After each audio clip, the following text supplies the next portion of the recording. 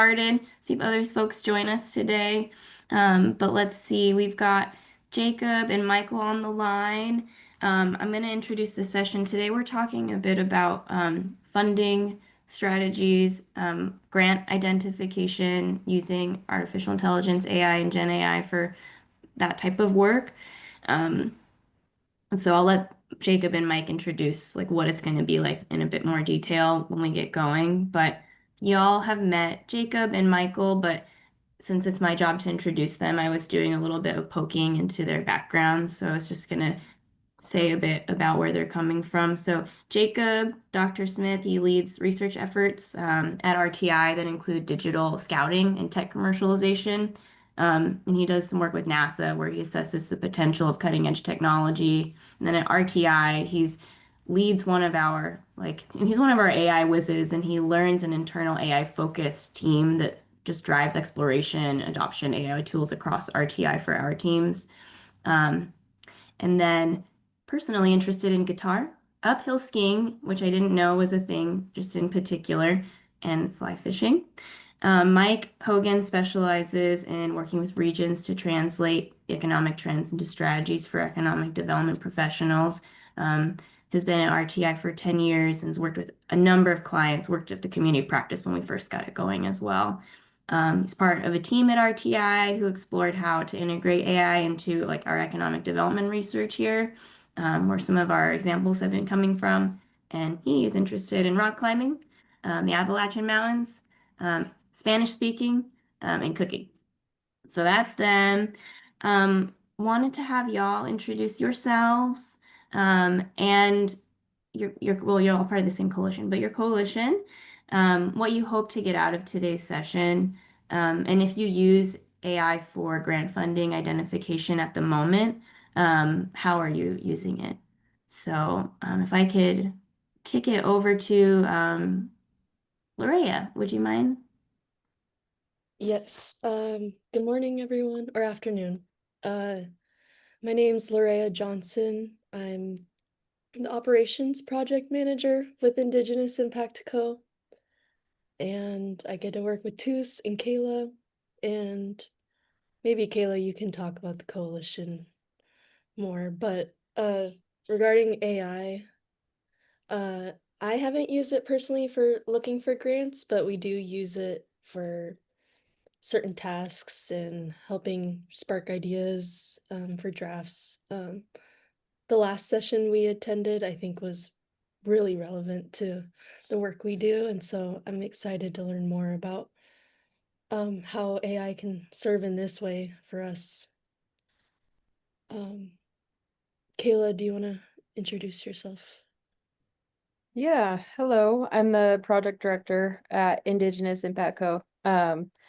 And as of right now, we haven't done too much with AI and grants lately, but coming into this next year, and with it being the last year of the Build Back Better EDA grant, we it's possible that we will start using it for that as well as for um, our own organization. And so um, anything that we can learn going forward would be very helpful. So,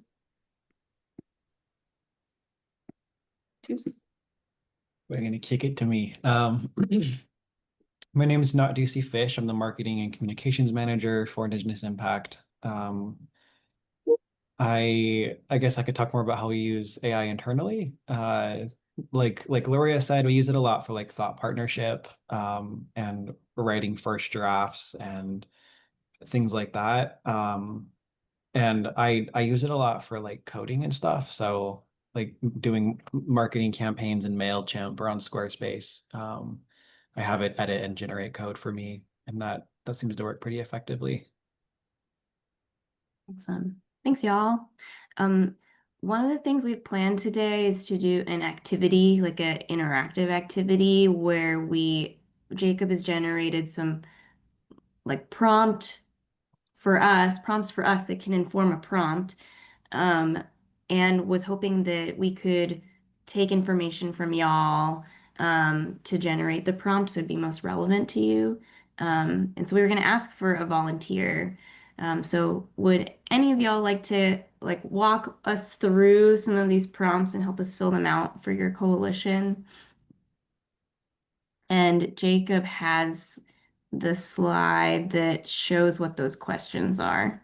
It's things like, I think it's about like your region and how like parameters for funding right now, as well as I have to go back and look at them.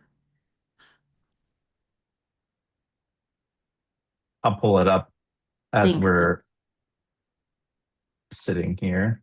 Zoom is freezing on me, but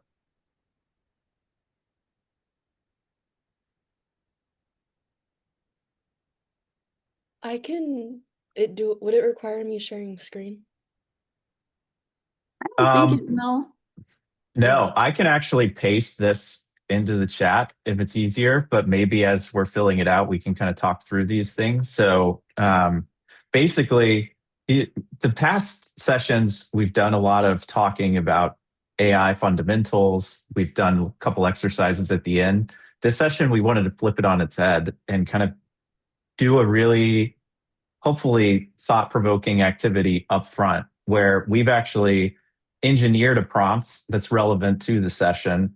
And as part of the prompt, the model will actually ask for input from the user in order to continue and make the outputs specific to a particular, region and the context of that region. So this information, this single block intake, is the information that we're asking for. And this is an example on the right that I had AI fill out for the I-95 corridor, which is the region that I'm close to.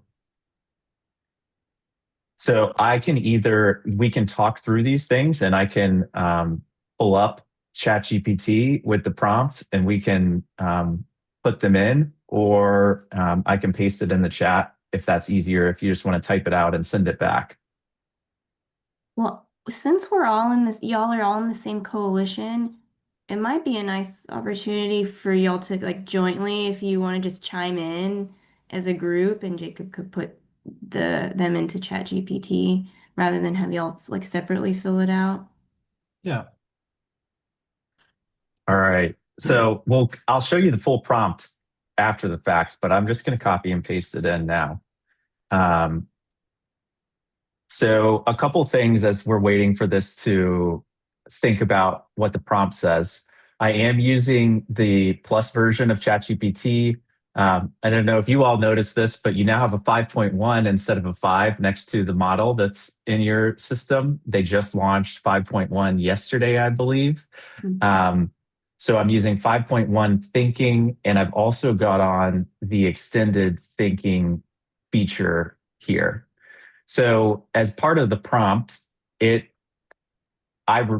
used the OpenAI prompt optimizer to create this, and we can walk through that afterwards as well. But it specifically states in the prompt for it to give us what it's going to do. So as part of this, it's going to ask for the context. It's going to give us all of this as outputs. So jurisdiction, valid funding prospects, regional portals and feeds, partnership and leverage map, scenarios, and an action plan. This prompt isn't perfect. This isn't something that we spent a long time developing, but we wanted to see kind of what the outputs look like. So it also here asks for this. So I'm going to copy and paste this and we can talk through each of these. So for the country and state, province, region, and urban and rural context, what would you all like me to input here? Definitely rural. Okay. And then this is United States. This is Montana. Mountain Plains region. Okay. Mountain Plains region. And then rural. Okay. And then for organization type and scale. Regional nonprofit. Okay. Oh, good. Good question, Laria. Yeah, Larry, that brings up a good question. Jacob, of how does it treat um, tribal reservation? Um, Hmm. there is no specific treatment within the prompt as it stands, so I have no idea how it will actually treat that. But we can add that as context here as well, wherever you all feel is appropriate. Probably under the region, I would just add reservation communities. Okay. Perfect. Top 3 program areas. Oh boy.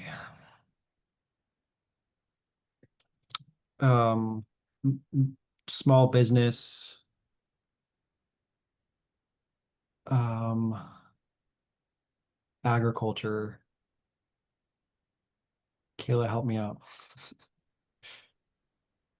Workforce, sites and infrastructure innovation.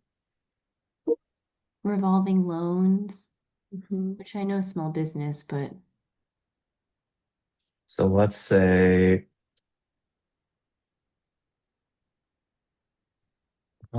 site infrastructure and innovation. Is there like, if we're going to pick the top 3, just so I don't break ChatGPT as we try to run this, and it doesn't have to be perfect. I would remove agriculture then Okay, and site infrastructure. perfect.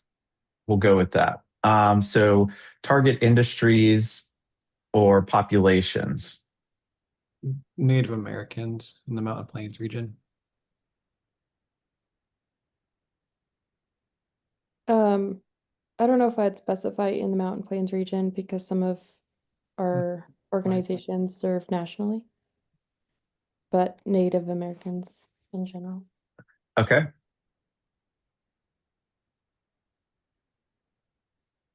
Perfect. Current major funders, if any, and known end dates. We can either input something here or we can leave it blank and see what it comes up with. Well, EDA, obviously. Okay. And that's ending next August.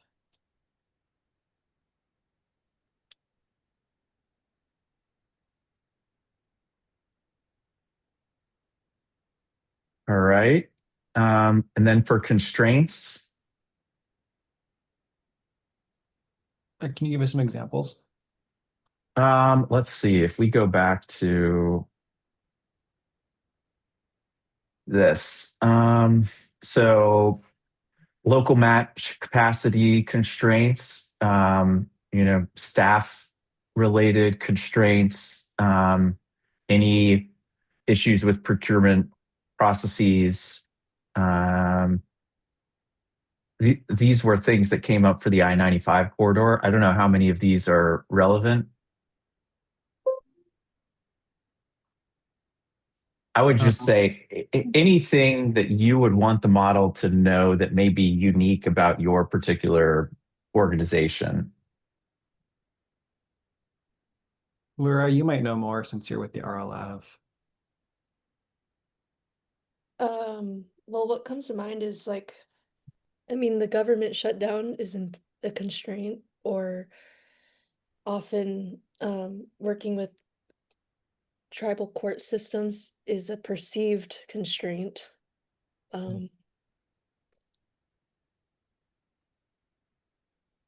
We talk about building capacity, so would that be one as well?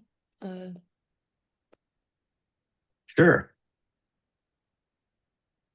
The good thing about AI is that we can enter all this and then we can refine it and do it again very quickly. So I like all of these. And then I'm going to go ahead and select yes for browsing permission, just because prompt will work really well if it has access to the internet. But a lot of the information that it's going to search for, if we don't provide that context, then it's going to give us a probably not great response. So I'm going to go ahead and send this. Jacob, if you say no, what is it using? It will only use the context that was provided either within the prompt itself or within the answers that were given here, or any documents that are uploaded along with your response here. Okay. So the the newer models from most providers are doing a much better job at actually following instructions. It's pretty amazing, and I think maybe it would be good to look at the actual prompt that we created for this to see how many instructions are actually here. And I can zoom in a little bit. So the way that this prompt was developed, I used AI to go out and look at current funding issues for economic developers. I uploaded that with the prompt canvas that we've talked about in other sessions and said, I want to generate a prompt related to funding strategy and funding sources. It gave me a decent prompt that was organized in the categories that you'll see here. And then I ran that through the GPT-5 prompt optimizer. It sounds like a lot of steps, and there was some refinement that went on there, but it wasn't an overly intensive process. It was mostly clicking a couple queries here and there and then generating the output. So you look through this prompt, the prompt canvas, one of the first categories here is the persona role. So you're giving the LLM essentially what it's going to be doing, who it's going to be playing as it's going through the steps that you gave it. So thought partner, which you all had already mentioned that you used it for, brainstorming, idea generation. Same thing here. It's just looking at a funding prospectus and starter plan as the specific topic. The prompt optimizer is starting to insert this almost in everything you put through it, where it tells you what it's going to do before it actually starts to do it. There's some additional things that were also inserted by the prompt optimizer, not myself, that give it additional guidance here. Did provide the audience, so the teams at these economic development organizations, and then some additional context around what they're hoping to get out of this prompt. The task and intent here, really what we're trying to do with this prompt is give a named region-specific prospect list and a starter funding stack for the priorities and all the context that was provided as part of that input chunk that we just filled out. And the goal here, based on the prompt that was generated, is to facilitate from kind of one-time or unstable funding toward a more resilient funding mix. The step-by-step portion of this, or the flow and methodology, is really just highlighting exactly what the model is going to do. None of this, whenever I used the prompt canvas to generate the original prompt, was as detailed as it is here. ChatGPT generated the vast majority of this just by knowing what the desired outcome was. So it gets pretty long, tells what columns should be in the table, what guidelines should go along with that. And all of these things within the prompt can be customized. So you can use AI to generate your prompts, which I highly recommend. It's a great time-saving strategy, but then you can refine it further. There's a lot of information here, and we'll go through it when we get to the output.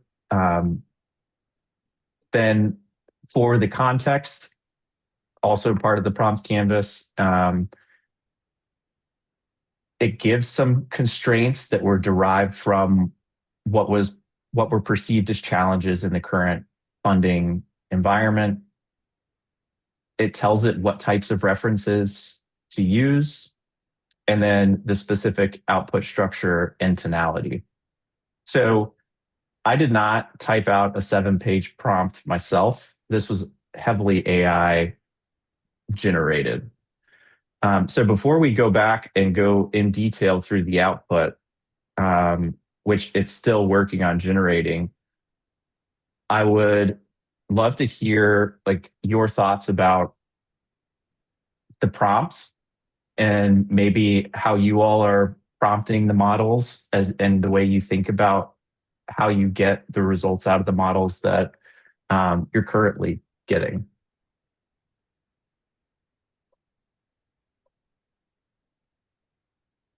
Can you restate the question? Yeah, so where this was a pretty long prompt. I'm just interested to hear your thoughts on your prompting strategies for AI. Do you like to do the kind of conversational prompting where you're adding additional context and kind of going back and forth with the AI as like a brainstorming partner? Do you do some basic prompt engineering as you query for certain things? Definitely a pretty simple prompt engineering. I mean, I give it roles. Like I say, like pretend you're the communications marketing manager. I specify like what types of languages to use, so like focused on strength-based language. Don't use things that are stereotypical or romanticized. I have to always tell it to avoid AI stylized language like contrasting and em dashes and that sort of stuff. Uh, Mm. and then usually that gets me pretty close. And if I need like other stuff, I tend to let it give me a response, then go back and get more specific later if needed. Awesome. Yeah. I think there's a lot of information going back and forth on prompt engineering as to like, should it even be a thing? Now that we have these advanced models that can think, reason, it's not the same as a human thinking or reasoning, but the way that these models do these processes, it can actually take an input and on the back end, without you even knowing, engineer it into something that's much better fit for the model. And a cool thing that I learned recently was each model, it's kind of like speaking a different language, right? Like the way you prompt one model would be like if you're speaking to someone who speaks one dialect. And if you wanted to get the same response from a person who speaks another dialect, you might have to actually ask the question differently. So there's a lot of interesting ways to use AI. I think the cool thing is the conversational piece of it is great. And, doing things like providing the roles, giving it the specific, instructions about how exactly it should respond and what to avoid is a signal of like pushing the like understanding the limitations of AI, which is one of the most critical aspects, I think, of getting the most out of these tools. Well, and This I would be remiss if I didn't mention like Kayla and I have talked about prompt engineering before, but because we've used it so much for the same types of things, we haven't really had to do heavy prompts now because we have the memory stuff turned on. And so it tends to always give us the type of language we need. And um, yeah, like I don't have to tell it to pretend to be a marketing manager anymore. Like it just kind of assumes that that's the case for me now. Yeah, it's funny you mentioned that. As I was preparing for this exercise, I actually had to go in and turn my memory off because I was running the prompt a couple times to get used to it. And it was actually causing the prompt to malfunction because it was trying to pull from the chats where I was actually working on the prompt in the demo. And it was like, you're from this region. And I'm like, that is not actually true. Yeah, that's funny. Yeah, that's one thing that really seems to stick with it because it knows I'm in North Carolina and I have some North Carolina projects. It's always like putting that information closest to the top. But sometimes I don't just care about North Carolina. So it's just good to keep in mind. So So Jacob, I'm curious, when you ran this um kind of on your test runs, about how long did it take?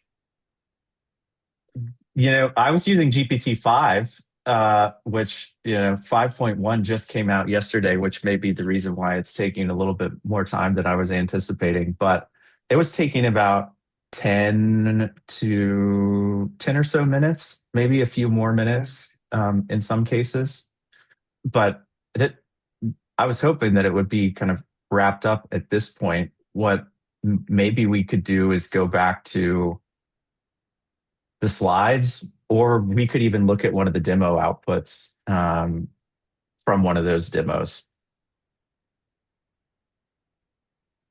Just asking out of curiosity, I think the conversation's been really good too.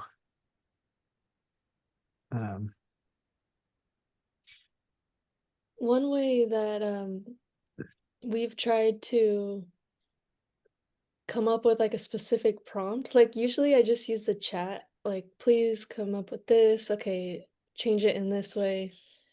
And that's usually what I do. But for one certain thing, for performance evaluation surveys that we're drafting, we were trying to, how do I describe this? Like we were trying to get a prompt to produce an outcome that we have an external consultant who usually does like identifying themes for us. And we were trying to get it to mimic what she does for us. By automating part of the reading through qualitative responses and finding themes. And trying to do that was kind of difficult. Engineering a prompt that could mimic what this human can do, have a strength-based approach, like what's most important to include feedback-wise, like so that's the first time I've had to work backwards. Like I know what I picture and what I want. How do I get AI to produce that? And so that was kind of interesting to work backwards on. Yeah. What was the ultimate strategy that worked for you, or to get you to that point? A lot of trial and error, and one of the examples that we asked for it to change was like, um, don't just put all the emphasis on numerical data, like also tie in the qualitative data, like that also has a lot of weight. Because it was like starting to focus on the scale on 1 to 5 questions. Um, but I think the qualitative responses has a lot of value behind it too. And so I had to manually put in there to kind of include that at the same level. But yeah, that's just one example of something I asked for it to do differently. Yeah, it's an interesting point. Something about AI that is really cool, but simultaneously really frustrating is everything that you've never had to say to someone when you ask them to do something, you have to put that in your prompt, because AI is this, I don't know, this pattern matching machine. And if it doesn't have something to match a pattern to, it just, it'll follow the instructions that you give it, right? So that's a really interesting example of, yeah, you kind of have to be really explicit about things that that humans naturally do Were whenever you, you're prompting an AI. were y'all satisfied with the eventual outcome, Lorea, once you kind of nailed down some of those things you had to feed it? Yeah, in testing it, it definitely um, produced what we were looking for. It's just the concern about, what data do you want to put in AI? And Mm-hmm. that's just kind of the continued part that we're thinking about. Mm-hmm. Well, we finally finished thinking after 11 minutes and Wow. 25 seconds. So it told us again what it did. Um, so let's walk through this and see how well this particular prompt did. So it's giving kind of the situational overview. And I'm not going to read through all of this, but we can kind of read through it together. And what I will also do is I'll copy the link to this chat and I will send it in the Zoom chat so you all can access it. might be easier for people who are fast readers to like scroll through faster than I can scroll through myself. Let's see here if I can get my chat window to open up.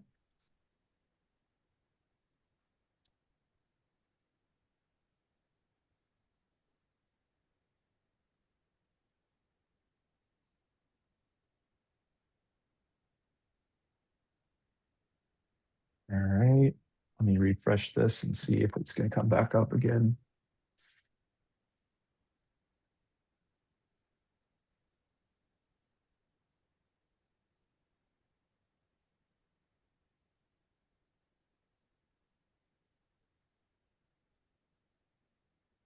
And where did it go? And mine, when I open it, it says a series of stopped thinking, and it says what it was thinking about on the side.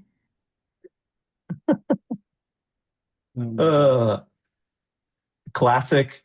I mean, this is what you deal with whenever you are really kind of pushing the boundaries of what's capable with AI. So this was not a simple use case that we put together for this. So what I will do is have it run again. And instead of waiting, 10 minutes, maybe Mike, you and I can talk through what the output was for the I-95 corridor. And in the meantime, I will also say, in that chat that I provided you all, you have the full prompt now. So that's something that you can take, mess around with, and see kind of what you would change in order to make the output kind of better for you. And Jacob, if I were to run this prompt just with, and I don't have Pro or Thinking or any sort of paid version of ChatGPT, how would that run? Would it just break it, or would it give you a much simpler output? So it would likely give you a much simpler output. I haven't tried the base GPT 5.1 model to see if this prompt would run on it. It could very well, GPT-5 was pretty good. It could follow the instructions and still give you, an output. But it's not going to go as in-depth as it searches through resources that are associated with each of the different areas. Okay. It might be interesting for one of us to do, or Mike, if you and I do it, we could compare at the end of the day, like how it compares. So this is the output for the I-95 corridor region, where the other prompt had started being very specific to the case that we had just tried to run. This is now for the demo region. So you can see some of the information about the region that sets the context for this. And you can see here is that named funding prospect list. So all the stuff that was in the prompt that had information about what column headers to use for the table, it gives you the name with a link to that funding source, the jurisdiction, what it funds, typical award amounts, any match leverage here, eligibility notes, any reporting ESG or data associated with that particular funding source, deadlines, cycles, the rationale that's customized to the specific region, and then some risk flags that are also contextually specific to the input that was provided in that block. So this table is, let's see, it provides 34 resources. So I'm curious from kind of the economic development perspective and the utility to potential users perspective, is this type of output something that would be valuable?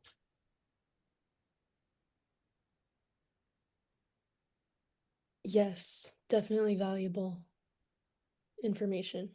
Mhm.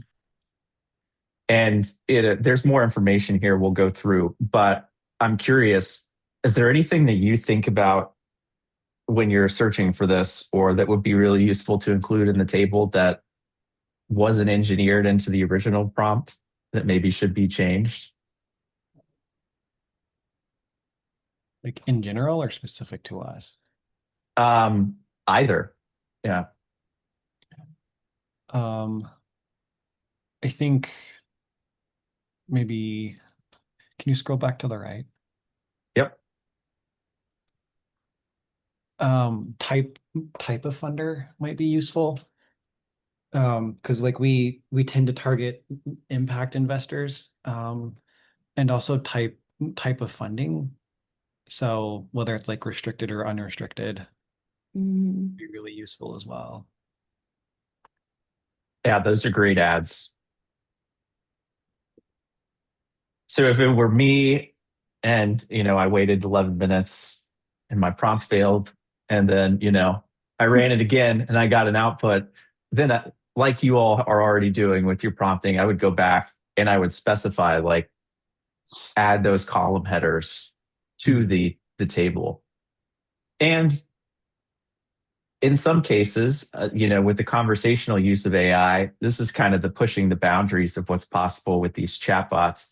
You could ask it to add those two columns to this table right in line with the actual response. So then it goes into the validation section. So looking at regional portals and feeds that are specific to this region, a partnership and leverage map. So for Virginia, it's got the educational institutions, the hospitals, the utility providers, workforce boards, talent councils, city and county EDAs, and then unconventional but high value allies. I don't know how valuable this area is, but maybe it's useful in helping think outside of the box, and then in a time where funding may be more difficult to come by. Any thoughts on those two sections and the value of those?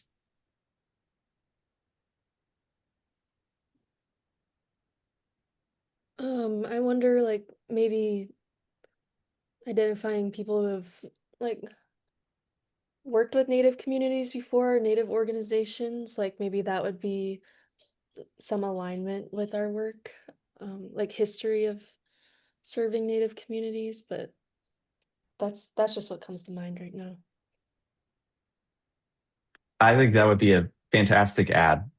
It would kind of help home in on things that are much more relevant here. Jacob, I will also, I'm sort of interrupting. So I ran the prompt through free version of ChatGPT that you had put together, and it did generate an output. It's a simpler output. But I Do think you that want there's to some look at interesting that one? well, I would say finish up here and then we can take a look at what was in there. And I sent the link around to everyone as well to look at it. Awesome. Okay. So the next section that was output here is program mini specs. So these were kind of ideas that the model came up with for potential opportunities moving forward. That gives you the objective, the target users, activities, outputs, outcomes, candidate funders, budgets, match, data, ESG, and milestones. So there's a couple here that are aligned with some of the context that was provided on the I-95 corridor region. And it gave us 5 different options there. Are those things that examples of things that had been funded, or are they ideas for things that people might propose? My this prompt was all kind of forward thinking. So you can see the milestones are set out to Uh-huh. next year. So these are just ideas.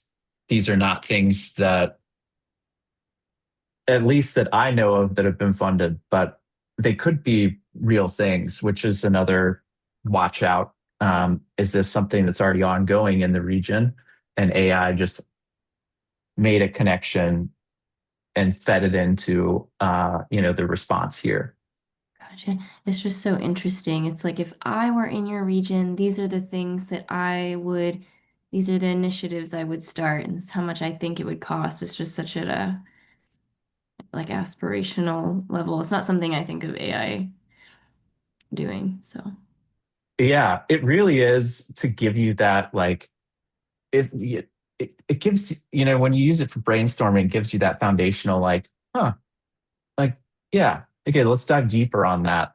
I would caution against trusting, unless you're really providing really good data and information and doing like a very specific task. These bigger picture things can sometimes be tougher for AI.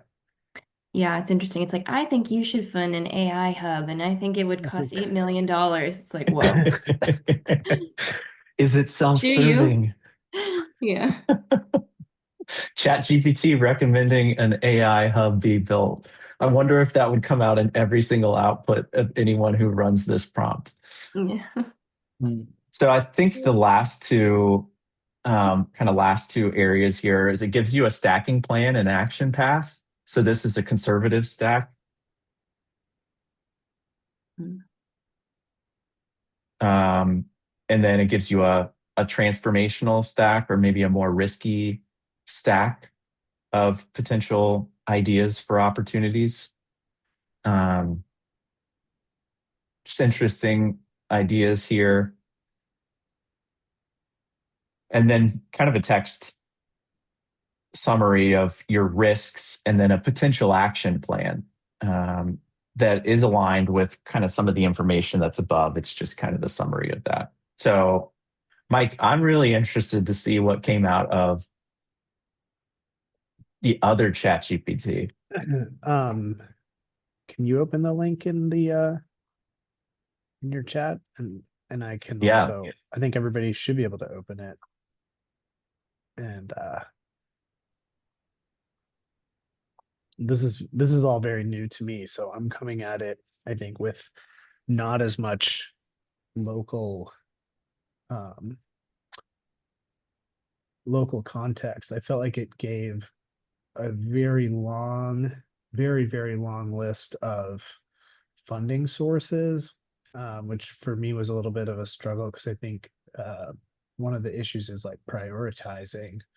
Can give you a list of 30 different sources of funding, but sort of knowing how to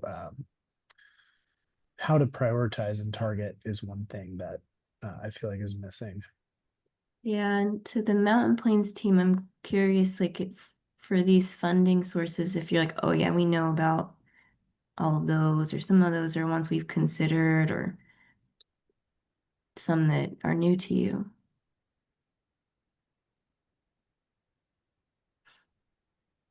I'd be kind of curious to know with certain ones, like I know there were issues with uh NACA because of the government not funding, certain organizations. So I'd be kind of curious of kind of what the status is at this time so that we know that we can apply, because some of them, if there's not enough funding, then Hmm. why spend our time applying if it's not going to go anywhere? Um, Yeah, it'd be helpful to have a column that's like, where is this at now as of mhm. today? Yeah. But Um, yeah, all of these do um are areas that we have applied to or know people who have applied to. I see that it mentioned the CDFI fund, and kind of to Kayla's point, is that Yeah. like CDFI doesn't exist anymore, right? Yeah. Yeah. Yeah. CDFI has largely been effectively, yeah. No, I know we had this come up with some of the other coalitions of some sort of an AI generated output related to an economic strategy. And they're like, well, this is great. It shows these are our top employers in our region, but like this company's closed, this company moved away. So certain, just some questions about the timeliness, like needing to take a level of scrutiny with like the timeliness of the information that they're offering. Mhm. I wonder if that's something that like a paid version would be better at. I just still don't understand the difference between the quality of a paid versus unpaid version. This is the crux of AI right now, and it's why it's so important for humans to be in the loop. Um, the there's multiple strategies you can use to try to get at this, but the most robust one is to pare down what you're asking and be extremely specific about what you're looking for and providing the context of I do not want anything that is like has already lost a lot of funding or is winding down or doesn't have much funding available.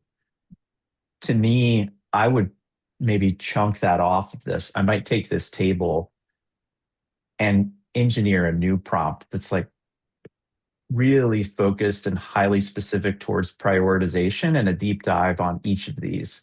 And in that case, you may even think about maybe not using the extended thinking in regular mode, but going into deep research mode and choosing like a top 10 and saying, hey, I want a deep research report on the context of like what's happening now at these particular funders and chunk it into tens like that to get something that's going to go and scrape recent news and context to give you maybe a more up-to-date, less high level overview.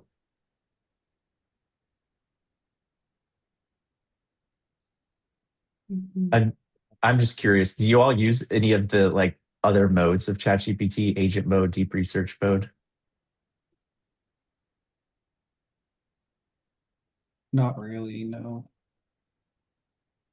Um, Deep research mode is really cool. I encourage you to try it out. And if you're ever in a case where you have a website and there's a bunch of information that you're going to manually pull off of it, but it requires you like clicking through multiple links, agent mode, you can actually instruct it to do that process for you, like performing that action of clicking through to pull information. So if you find a site that has particularly interesting opportunities for funding, but they're all gated behind a link, you could ask agent mode, hey, go to this website and click through each of these links to pull information associated with these opportunities.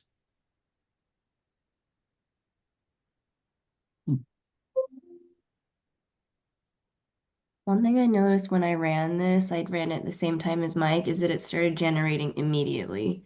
Like it didn't say thinking and then take minutes to generate. It just started line by line generating what it generated.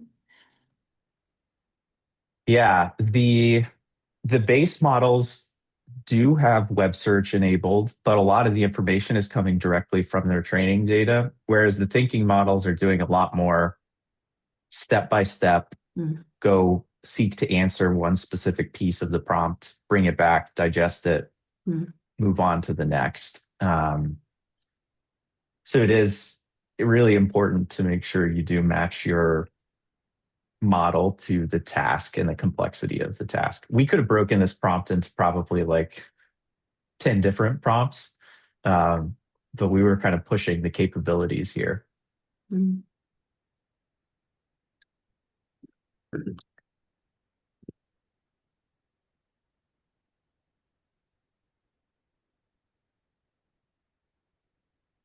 Yeah, I mean, Mike, to the point of the comparison between this output and the output from the version that I ran, they're both pretty long. There's a lot of information in both. Yeah.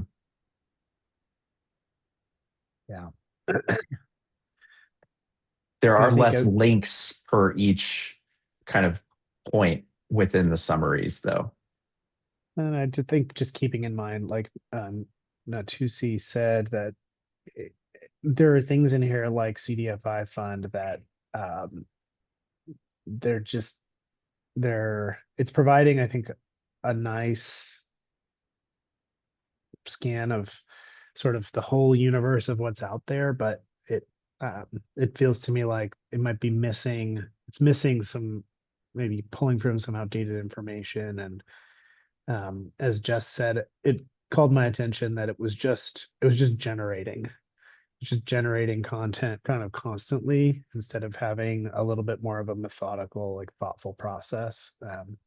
And so having more of a a thinking model like you're using just can help to make it a little more structured. And every time we do this, I'm just reminded of the importance of having human scrutiny. Yeah, absolutely. Jacob, having that prompt and the kind of way that you've structured it, I think is extraordinarily helpful. Yeah, and I encourage you all, if you want to iterate on that, throw it into ChatGPT, throw it into your AI model of choice and say, hey, I want to change this. You can put in some of the suggestions that you all gave to me as part of this. And, in cases where you want to tune down the complexity a little bit, say, hey, I don't really care about this, remove this from the prompt and just focus on what's most important to you. I think the way that I encourage folks to use these tools and to learn about them is push the boundaries, experiment with them. You learn so much more from here, a failed prompt attempt, and understanding kind of maybe what caused that, and trying again until you get what's right. So you get in the sweet spot of like where you can truly operate with these things. If you I'm still run waiting it, on this other one. I was gonna ask, if you run it and it finishes and it has more updated information, like it's able to take into account things that have stopped, being administered, like this, like the CDFI program, that would be really helpful information to know, like that it can do Yeah. that. What I can do is I'll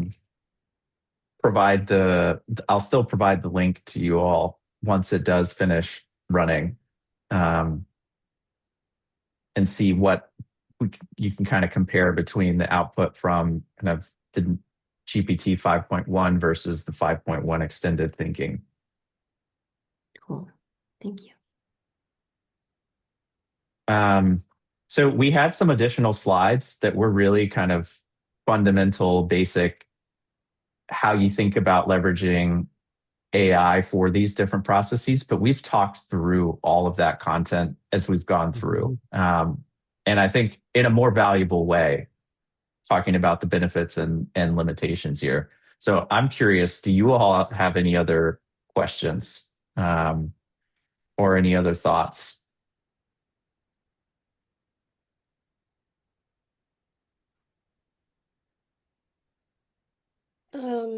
Thank you for providing the prompts. I saved it already. It'll be in our handbook. Yeah. But it's super helpful as we learn more and more about how to use AI.